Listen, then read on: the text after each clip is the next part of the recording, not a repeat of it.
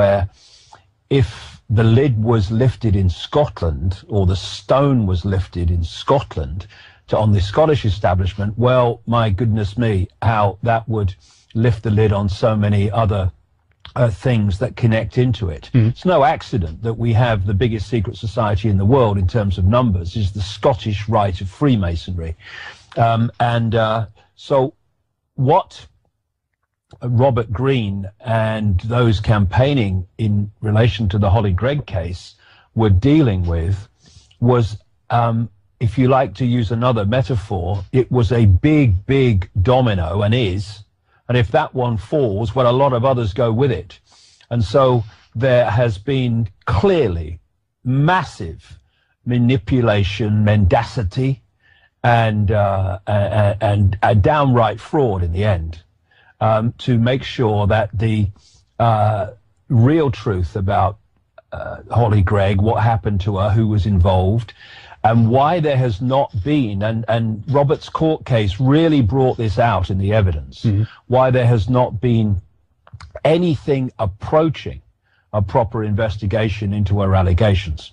And of course, what they had to do was make sure that when he appeared in court, that the witnesses he wanted to have his counsel question in relation to all this, including the lack of investigation, like Elish Angelini, the former head law officer, basically, the Lord Advocate in Scotland, why she, both as Lord Advocate and when she was Chief Law Officer in the area where it happened, around Aberdeen, or is alleged to have happened, why in neither case was an investigation carried out and played through. But he couldn't question her because the judge would not allow her to appear as a witness. And there was not a jury, there was just a judge making this decision. So when you look at it, it's a head shaker. Yeah. And it was obvious that they were going to do what they could to make life as difficult as possible for Robert Greene. But, you know, I've met a lot of people in my life, and when it comes to tenacity, when it comes to decency, when it comes to seeking what is right, no matter what the consequences for yourself, well, Robert Greene is right up there, because there's nothing in this for him. There is nothing except hassle. There's nothing except stress. There's nothing except pressure from the establishment over many years now. And yet he's still there, and he's still going, and he's in prison at the moment, and he's still working to get this this story circulating to the public, and to continue to put pressure on the authorities to do what they desperately do not want to do, which is thoroughly investigate this case. And why don't they want to do that? Because they're terrified of where it might lead. Yeah, and it connects with so many other probably networks as well around the world. If we have this scenario of mass amounts of children and women and what have you being kidnapped around the world, being sent to different places, then this Scottish, particularly this ring, will undoubtedly connect with other rings as well. And there's been exposés of this in the past, and it seems to go only so far, David, and then after a certain while the investigations are shut down. They discover, notice that it's on an international level, it's big, it's huge, then you don't hear anything else after that. Well, I mean, for a start, anything that uncovers the happenings of the Scottish establishment in terms of Satanism and child abuse and all the rest of it will immediately connect into the Westminster Parliament. Immediately. I mean, they're almost indivisible. And of course, these rings are rings within rings. In the end, it's a global network. And so if you keep pushing and going down this road of uncovering one ring, especially a fundamentally important one to them, like the one in Scotland, then you keep walking. Well, you know, the range of what you uncover just gets bigger and bigger and bigger, and expands out and out and out. And it certainly leaves Britain, goes into Europe, goes across to America, and eventually encompasses the globe. Because one of the things that I came across many years ago, right back in the 90s, for various, synchronistic reasons that came into my life, was the scale of the number of children that go missing every year, never to be seen again. In America alone, it's staggering. Yeah. See, the big problem is, and I understand it, is that people equate the number of children that go missing with the number of high-profile stories of children going missing on the mainstream media. Like, of course, the Madeleine McCann story was a classic example of this. But they are just the tip of the iceberg. Doesn't even begin to describe the scale of children that go missing through various forms and in various ways every year. It is a stunning global figure, which goes into the millions if you add them all up. I'm sure there's no question about that. And most of them, are never heard of again, and it's all just forgotten. I mean, in many countries, no one even bothers to look for them. I talked to Credo Mutwa, the Zulu shaman, and he says this is happening in Africa. This is happening in his own community in the Kalahari region, where children are being taken and never to be seen again. And, in these 22 years that I've been at least consciously on this journey, every time a subject comes in, like this one we're talking about with children, as I go into other subjects and other areas as the years go on, eventually all these different, apparently totally unconnected subjects start to come together.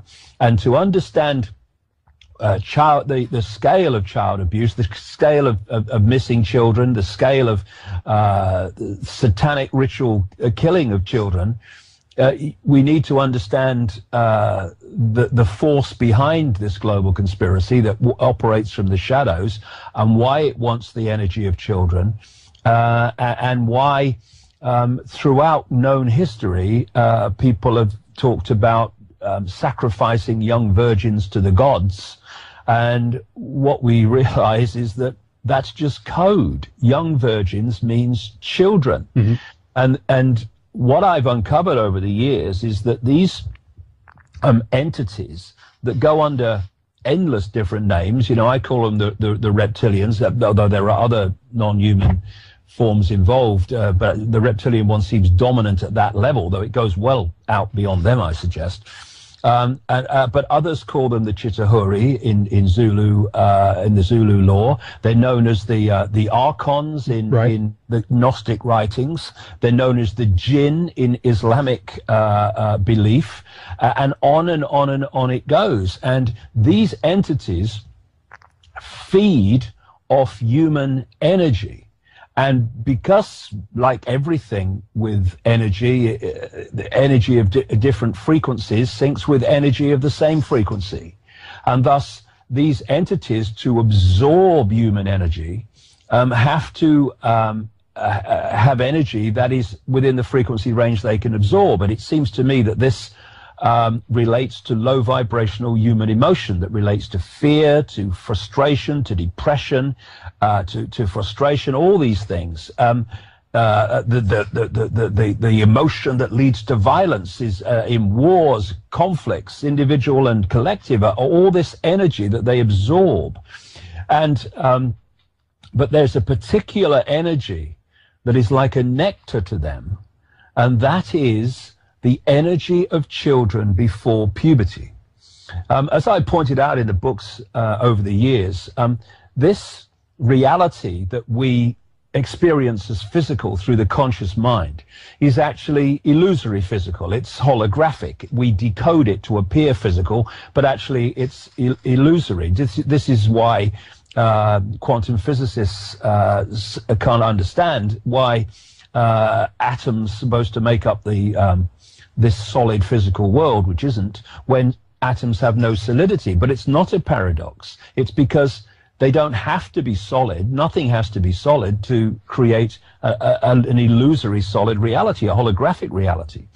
And so when we go back to the base construct of everything, whether it's the human body or the universe, certainly as we experience it anyway.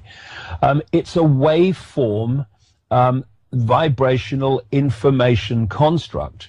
And what we call the physical, the holographic, is like a movie screen. The waveform level, what I call the metaphysical universe, is like the projector at the back of the movie theater. It's from where all this comes, and then it hits the screen and we see the movie. But what we're doing through what I call the human body computer is we are decoding that waveform information construct into holographic reality on our personal screens, which is the decoded by the genetic structure. The brain's involved, obviously, but the DNA and the genetic structure in general are doing this. So therefore, when we see what they call puberty, we see a hormonal change, a chemical change. But that chemical change in holographic reality is merely a decoded expression of an energetic change going on in the child. Right. An energetic change, an information change, which is moving the child from being a child into what we call adulthood. And it's that energy before that change takes place that these entities most want to absorb, what most want to have as a food source, a power source. And thus, throughout history, we've had this theme of children, in effect, being sacrificed to the gods because they want that energy. And so what's happening to these children, many of these children, I mean, a lot of these children that go missing, never to be seen again, there will be other explanations for it. But in terms of the ratio of them, a large number of them, I suggest, a very large number, end up in sacrificial rituals. They end up being in pedophile rings and stuff like that, and they're having their energy vampired, because there is the process, horrific as it sounds, but we need to face these things if we're going to sort them out. Yep. Where at the point of sacrifice, the energy of the child is released and the entities absorb that energy. But there's also the pedophilia aspect of this, where these bloodlines, these hybrid bloodlines, which were known in the ancient world as the demigods and what have you, are a hybrid genetic creation that is part human and part reptilian. And so they have this dual genetics. And they were created specifically to be the middlemen and women within our reality, what we call visible light and the electromagnetic spectrum, etc., to represent the agenda of these hidden entities in human society, so that we are manipulated and have our society directed by forces we don't know exist, because it seems to be being done by people in places of leadership and influence and power that appear to be human. Well, actually, they're conduits. And this relationship can be this dynamic can be described and symbolized very much like this. You have, often you see scientists in a laboratory who can't work directly with some material. So the material goes in a sealed tank. They stand outside the sealed tank and they put their arms into the tank and work with the material while they're outside of it. Right. If you take the tank to be symbolic of our reality, human reality, you take the scientists to be these entities operating outside of that frequency range overwhelmingly, though not entirely, and the gloves that they use to go inside the tank to be these hybrid bloodlines, well, then you have the dynamic. And so these bloodlines are a conduit, and because of their hybrid nature, again, you take hybrid genetics, you take that to its base form, which is waveform.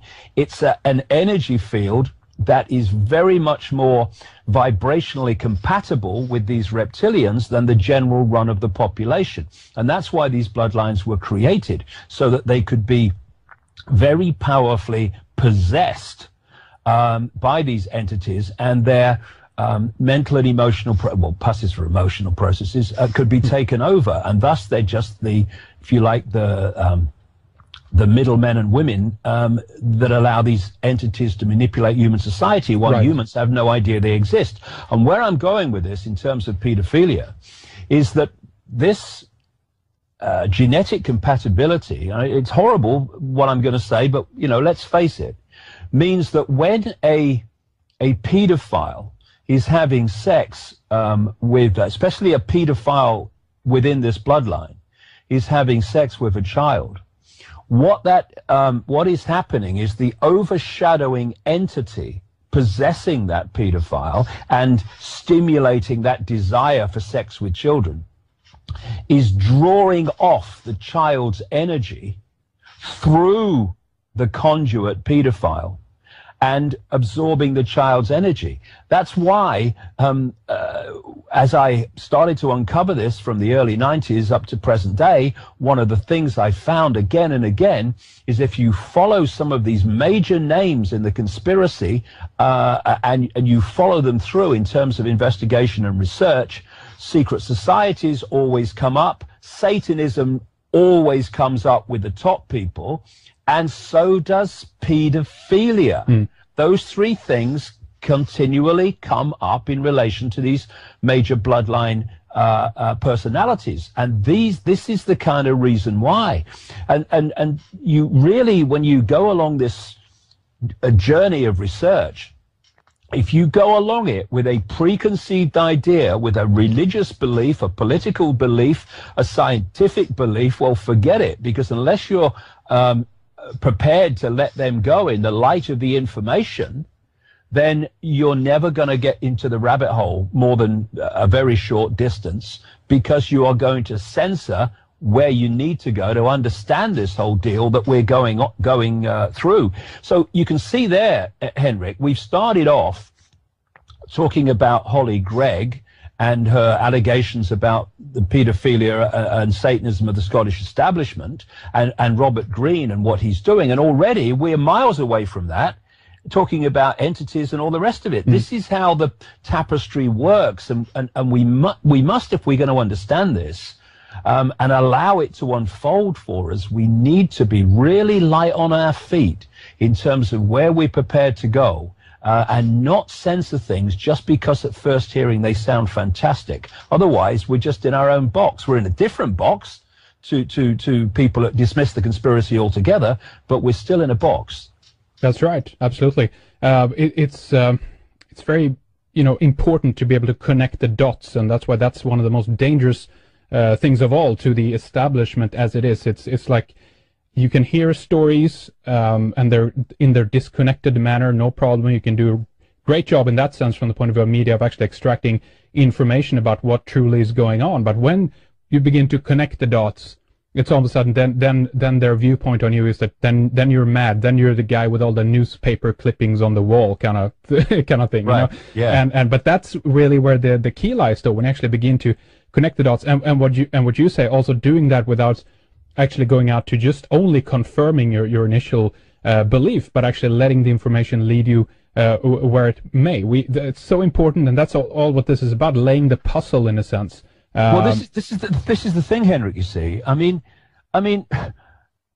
what stupidity, in my view, and what unbelievable arrogance to think that we in this manipulated density can possibly know everything that we need to know or there is to know. That's ridiculous. And when you bring it down to its most extreme, we are living within an infinite reality, of which this one that we think we're experiencing is but a tiny sliver of all possibility. And yet, when you bring it down to its most extreme, the people are saying that all you need to know is written by who knows when, in who knows what circumstances, between two covers of a single book called a Bible or a Quran or whatever else they call them. It's ridiculous. And I've reached the point some time ago now where I can say I don't believe anything. I don't believe anything. And I think we really need to get into that realm of not believing anything. And what I mean by that is that I have a perception at any point of how I see things and how I see things are. But I know that because there is the vastness of forever, that there's always more to know about everything. And therefore, nothing solidifies into a belief that then starts to repel all borders to protect itself from being moved on. And so I have a perception of how things are, but I've got me trainers on, and I'm light on my feet, and I'm ready to go in any direction, any moment, in the light of new insight, new information, new experience. Because as Socrates in ancient Greece is supposed to have said, yes. even if it didn't, it was brilliant. Wisdom is knowing how little we know. Yep. And that keeps your mind open. So nothing solidifies into a belief. It's always a perception of how things are, which you're prepared to move anytime if what comes to you is justified. That's right. Right. But this is also now we're in the realm of psychology and battling with people's belief system, as you say, and there's also a tendency to be in this safety zone, that it's secure, it's comfortable to have an idea that the authorities or the scientific field or religion, God, whatever, has things in control. We don't have to worry about how it really is. And so from my point of view, David, then there's something with the human psyche almost in a way that we need to try to awaken, in a sense, that it's nothing wrong with stepping outside of that box and actually beginning to take a leap of faith and admit that we don't know everything. That's just the way it is. So let's discover it. Let's reinvent this idea of actually not admitting that we don't know anything and go from there. But that's very difficult. We're up against quite a bit there, aren't we? Yes, and this really brings us into an area that I write about in the new book, and of course when a book is finished, it doesn't mean I stop and sit around until the next one starts. The moment a book is finished and it's gone to the printers, I'm still moving. I mean, right. I find it extraordinary, when I see people, researchers like years and years ago, making a presentation, and it's always very interesting. Yes, and then 10 years later, you see them again, and they make the same presentation. It's like, where have we been? We need to, if we're going to understand what's going on, constantly expand, so we grasp more and more of what we're part of, because that's leading us closer and closer to understanding how we do something about it. Because you're not going to change the 5 sense world in the 5 sense world. That's like standing on a movie in a movie theater, screaming at the screen and telling it to change. It ain't going to change. It's a done deal. It's at the screen. We've got to get back to where this is coming from and change that. That's how we do it. So the Illuminati, as some people call them, and sometimes they call themselves, this network of bloodlines and secret societies behind global events, they don't have any problem overwhelmingly with people trying to change this reality within this reality, because they know it ain't going to change. This is what they're trying to keep from us. And so we need to open our minds and let the information be our guide, and not preconceived idea, because we need to go into some very strange areas. And when we do, strange from the normal point of view, and when we do, suddenly we can start to make sense of what's happening. And you mentioned there, Henrik, about the way people are kind of locked off from going in these areas, and they operate in a very tiny expanse of possibility. Oh yeah. And funnily enough, one of the greatest ways of keeping people under control and asleep and ignorant is to implant upon them a sense of what's possible. You do this by keeping from them all the information, scientific information, esoteric information that shows that what is possible is vastly greater than what is perceived to be possible. But if you can get people to think, no, that's not possible, when people start talking about this is happening in the world and this is how they're doing it, people immediately go, that's ridiculous. That's not possible. What they're saying is they don't believe it's possible, not that it's not possible. And thus they dismiss explanations of the world on the basis of what they've been programmed to believe is possible, which is basically what you can see, touch, taste, and all the rest of it.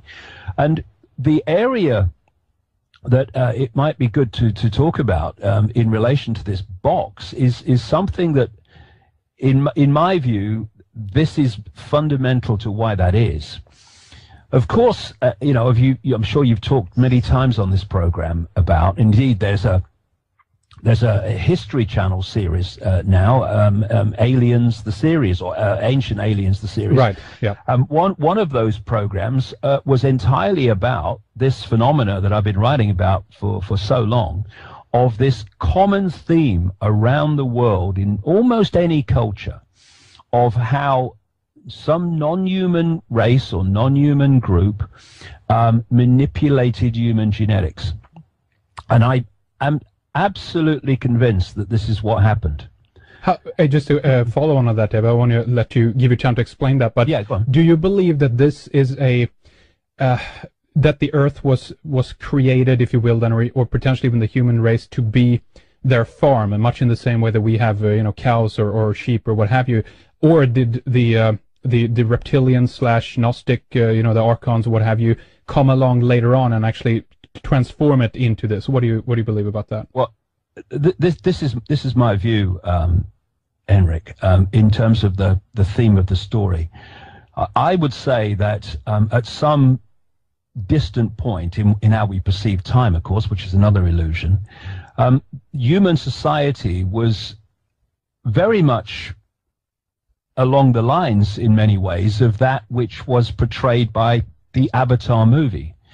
You had the blue people on the moon, the Pandora moon, and they were aware that everything was connected.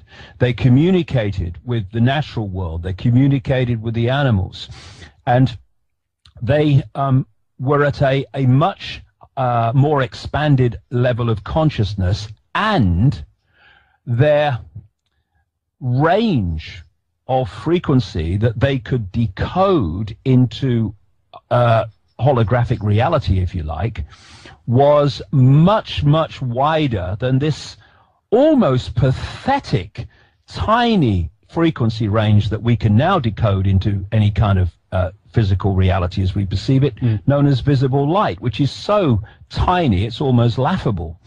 And then in the Avatar movies, along came these, in the film, they were American military people from sometime into the future with their high technology, or what passed for it.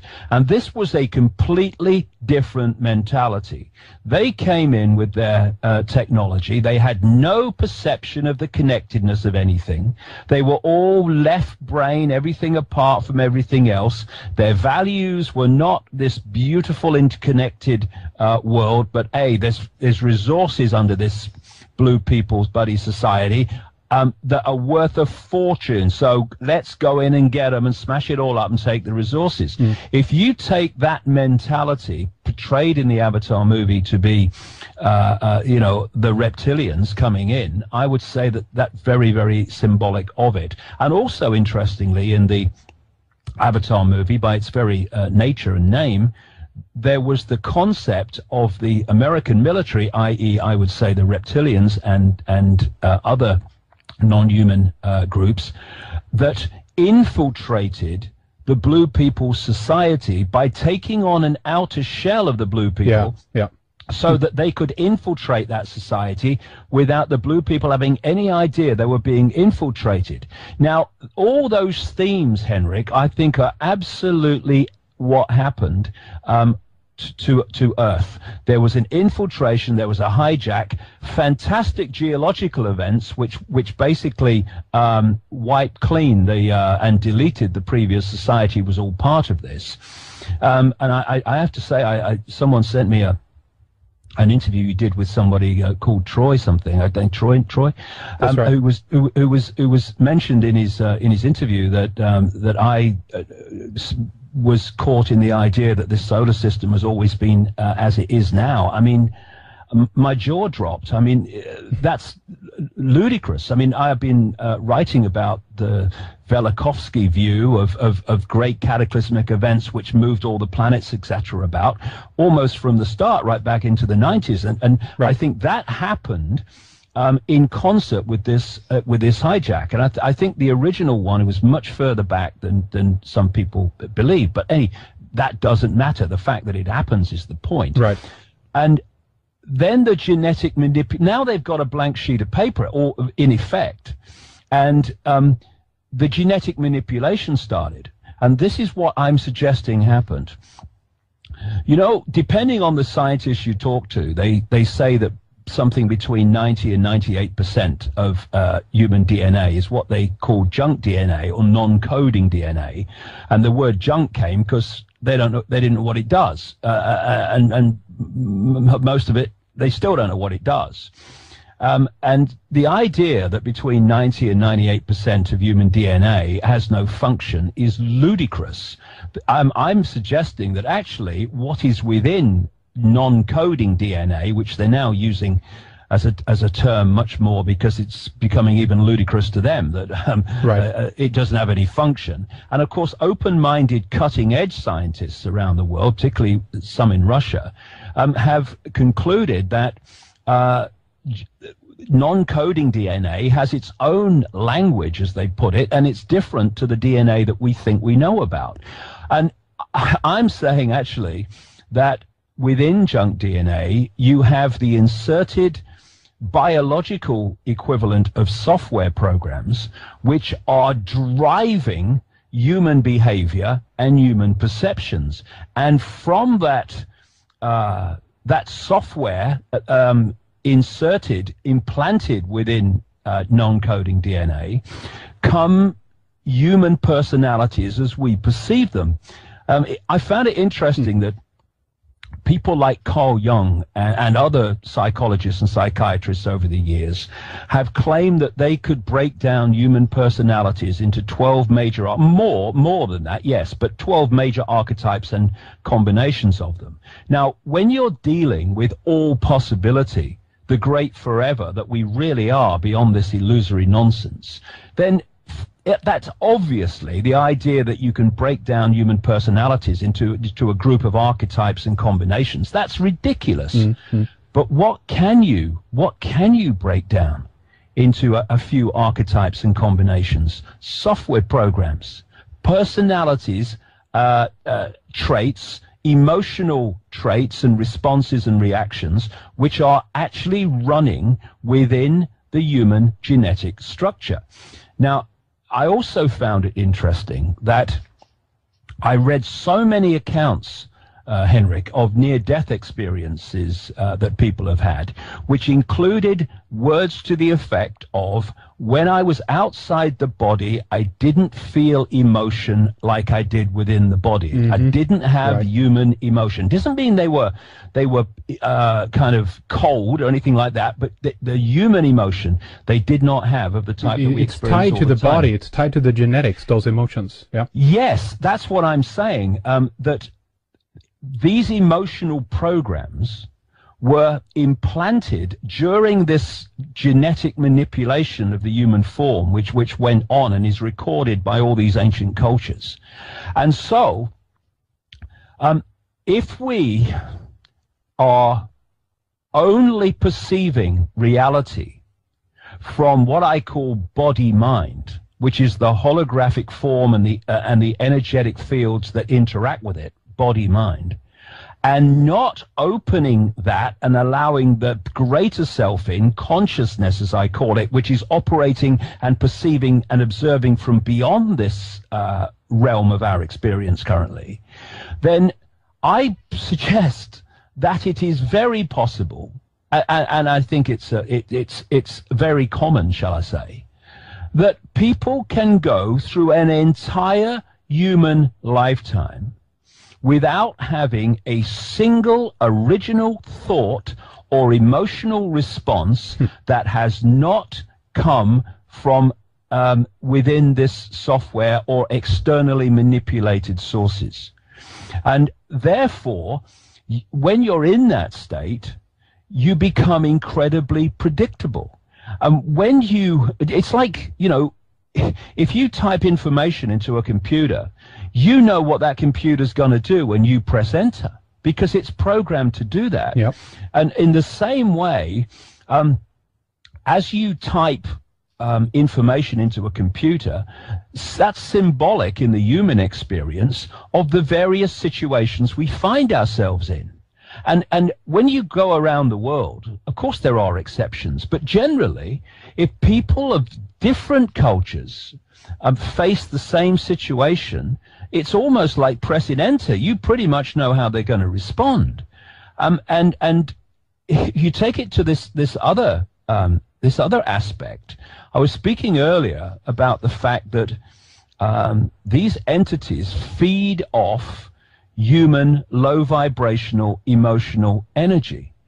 Well, by putting the emotional program within the body-mind biological computer, as I see it, all you then have to do, Henrik, is to create a society which by its nature is constantly triggering the emotional responses within the software. Yeah. And what's that doing? It's turned humans into producers of the very energy that these entities use as a power source. So when in the Matrix movie you had the Morpheus character holding up the battery and saying, basically summarizing, that humans have been turned into one of these, that is a profound truth in my view. And so if we are going to get out of this enslavement, and this is why the control system is terrified of this, we need to open our minds to allow consciousness in. And when and to do that, we've got to put aside all these preconceived beliefs, preconceived ideas, which act like energetic firewalls and sensors to stop us being influenced by the greater self, and we become isolated in terms of our point of attention into basically five-sense reality. And when we are enslaved inside five-sense reality, we are in the very stadium which these entities have created, and thus are experts at. And so when someone opens their minds to consciousness, they then begin to perceive the world differently because their point of attention has now been dramatically expanded.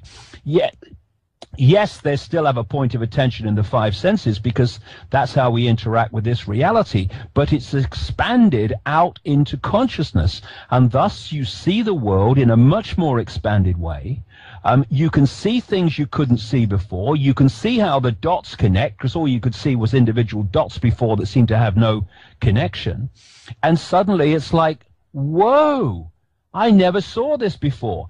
And what happens then is those that are still being played by the program, they listen to these people and look at these people, and all they can respond with is, you're crazy. That's ridiculous. That's impossible. You want a psychiatrist, mate, because they literally can't perceive what you're perceiving. There's that great line, I think it's from the writer John Milton, who said words to the effect of, the dancer and the dance. You cannot understand the dancer if you can't hear the music that the dancer is dancing to. You just think they're crazy, dancing for no reason. And so you see this awakening, Henrik, that's going on now as people are teasing out of this program version of self in the world, and they're starting to move that point of observation, and we call it an awakening. What is actually it is breaking the bubble that most people live in, which keeps a consciousness out. And it's about time too. I mean, if I see it, I've mentioned this many times before, but I see it kind of falling two ways, because you seem to have one group of humans as well that are kind of falling deeper into the illusion, deeper into the bubble. It's almost like a computer game as well. You have a handful of these characters that you can choose between, in a sense, and their ability rather to actually being able to predict the future, to come up with a, to run a supercomputer on a program basically that has a preset program that is about detecting future behavior. You need to have a population that is very, very limited in these responses that you talk about as well. So it's about control at the bottom of this as well, and also to kind of limit the bandwidth of the consciousness itself and create a kind of a small-minded people, in a sense, because once you get them inside of that box, they're very, very easy to be, to track their behavior, and predictable in a sense as well. So I feel that the control aspect is essential in this case, and that's why, as you said, David, they hate people who actually break out of the mold, because we have this illusion of individuality. What color do you want on your iPhone? That's how it's extended now, and uniqueness and individuality is almost out the door, unfortunately. It's like I saw on a car sticker in California once, you laugh at me because I'm different, I laugh at you because you're all the same. This is the dynamic of it. But what you say there about squeezing the frequency, I'm absolutely with. I've been writing about that for years, because one of the big breakthroughs is when you start to understand that DNA is a receiver-transmitter. And of course, a receiver-transmitter operates on what? It operates on a frequency range. And, these stories about in the ancient world, the gods lived among them. Well, I think the gods did live among them, because their frequency range of humans to decode reality into what we would call a physical reality was much wider, and therefore we could see these, quote, gods, because they were within the much more expanded frequency range that we could access and perceive. This genetic manipulation, I strongly suggest, a major part of it was to squeeze the frequency range that the human body computer, as I call it, body-mind, DNA receiver-transmitter, was receiving and transmitting on. And thus, the gods are still where they always were, but we can't see them anymore, because we are no longer going that far out in the frequency band where we can actually see them. And so they have hidden themselves from human sight by genetic manipulation, and then created these hybrid bloodlines, the Illuminati bloodlines, within this tiny frequency range of human perception, to be the conduits for their agenda, while humans have not a clue that it's actually going on. And to understand what's happening, you have to get out of body-mind. There is a limit to how much names, dates, places, research. I do all that. I've done it for 20 years. It needs doing. But there is a limit to how far down the rabbit hole that is going to take you. And it's my view, for what it's worth, that if you're an expert on 9/11, an expert on banking scams, political scams, engineered wars, and engineered terrorist events, all of which needs researching and exposing, but if you're an expert on that, and that alone, you're still walking around the outer rim of the rabbit hole. From my perspective, you've not even entered it yet. And what we have, of course, is religious belief, political belief, cultural belief, all acting as suppressors of open-minded, go where the music takes you research, and also realizing that a lot of stuff has got to come through your own intuitive knowing, and by reading the language of life and the signs and the clues that we're given, because there comes a point where if you want names, dates, places, proof for everything, I's dotted, T's crossed, well, okay, you go that far, but you won't go any further, because there comes a point where that information is not available. We have to go through other ways of perceiving and bringing this awareness into some kind of storyline, if you like, to explain what's going on. That's right. We're going to take a break in a minute or so, David, but before that, I just want to comment a bit on what you said earlier, because there's actually some science behind this idea as well, that belief, obviously, and you know this, affects reality, but we also have the idea that even science, the written word, the alphabet in itself, even the law that's connected with that, written law versus oral law, actually are changing your consciousness dramatically. It locks us into the left brain portion of the world, and there's even studies done on how human civilization has been going up and down. This is from the work of people like Leonard Schlein, for instance, and shows actually how the adaptation of the written word, how that has transformed society, as far as if we look at the revival of images and the Renaissance, things like that, versus the alphabetical written side of things, and so there is science behind this idea that we're totally locked down in what's on the paper kind of thing, and this also constructs our perception of reality, meaning that's another factor why I think people are not prone to be in a mystical consciousness these days, David. They don't see the things that mankind allegedly did, many thousands of years ago, where they have more interaction with the environment, almost more of the avatar type, society that you mentioned before, David. Yeah, well, if we come up to a break pretty shortly, Henrik, I'll wait till afterwards. But I was having a conversation only about 20 minutes before the interview started with someone about this very thing and the relationship of word communication as opposed to other kinds of communication, and it's something I'd like to talk about when we've had the break. Absolutely. Let's do that then and come right back. I'm going to, of course, mention in the meantime here that the book is called Remember Who You Are. It's a new excellent book that you can pick up either at davidicke.com, that's the main website obviously, or at davidickebooks.com as well. And if there is someone who wants to know more, by the way, about Robert Greene, there is a website currently set up for that. You have it linked up on your side as well. It's freerobertgreene.co.uk, where you can find out more about that and how to get involved and potentially help along into getting Robert out there. Anything else you want to mention about books or website, David? Please go ahead. Well, no, that's fine. The other thing that I'm doing this year is the biggest event I've ever done at Wembley Arena in London, because that can be anything between 5,000 and 10,000 people, depends on how many want to come. It's a decision we have to make in the very end of July on what numbers we're going to cater for. But the reason I'm doing it is because, well, first of all, we kind of outgrown in terms of interest the London venues we did before, and the middle venues like the Albert Hall didn't want to know, and so I decided to go for it and go for this major venue, because I wanted to make a statement that could not be ignored, which is, have a look at the number of people who are here. Some things changing, some things happening.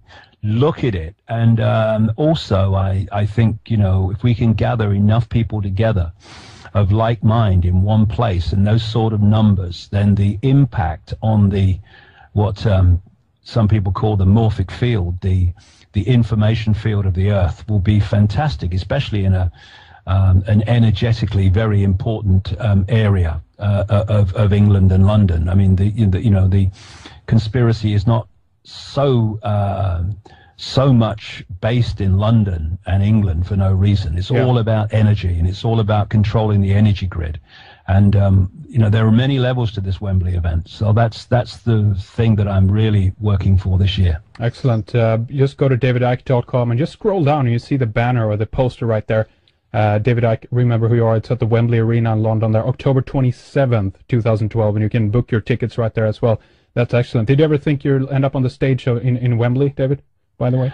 No, I never thought I'd end up on any stage at one point worth the name stage, because no one wanted to know. But it's fantastic that if you